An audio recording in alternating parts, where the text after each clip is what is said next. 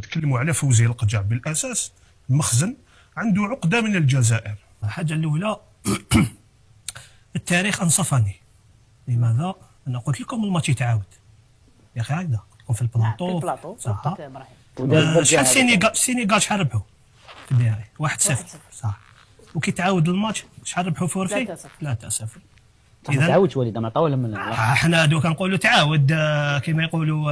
المشكله لو كان عاودوا الماتش معليش. افهم المعنى سمير، افهم المعنى. يعني السينيغال ربحت 1-0 والان الكاف منحت على طبق كاس افريقيا المنتخب المغربي.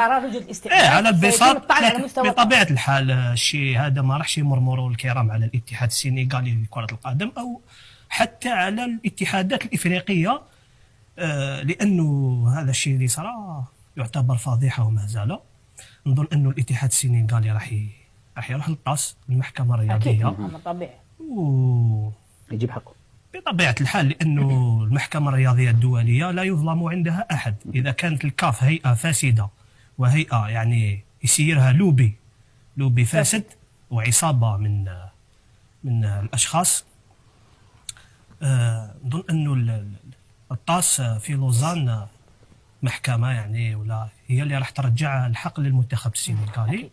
وهذا الشيء راح نزيدوا نسجلوا هزيمه اخرى للاتحاد الافريقي.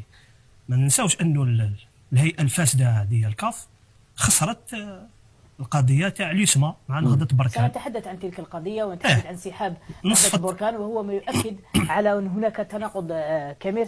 راح نتكلم لك عليها. معليش ما نمروا عليها في نذكروا فقط النقطه هذه. نعم قلت لك ديجا ليسما بزاف يعني الانديه الافريقيه هكذا راحوا للمحكمه الرياضيه ولقاو الانصاف وداو الحق تاعهم. هذا يثبت انه الاتحاد الافريقي لكره القدم اصبح عباره عن مكان ولا مقر ولا هيئه سميها كما شئت، مختطفه من طرف مجموعه من الاعضاء يقودهم فوزي القجع. شوف واش قام به الكاف.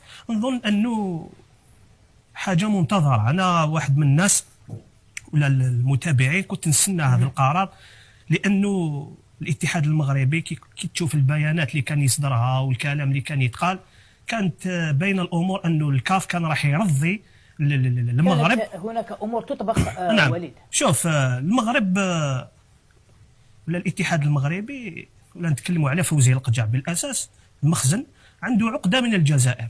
لماذا؟ لانه الهدف الاساسي والرئيسي سامر هو التتويج بالنجمه الثانيه باش يولوا مع الجزائر. يعني عندهم نجمتين. هذه عقده. ومن اجل ارضاء المغرب صدروا هذا القرار اليوم الصادم. انت المقدمه تاعك رائعه يعني كما قلت انت يا في ليله القدر يعني بارك الله فيك. باش يزيدوا يمدوا لهم ان شاء الله تنظيم كأس إفريقيا 2028 باش يربحوا الثالثة ويفوتوا الجزائر يعني في عدد التتويجات. فضيحة ويبقى حلم فقط، أو بعدين سيتحول إلى كابوس بعد قرار الطاس. وليد سنذهب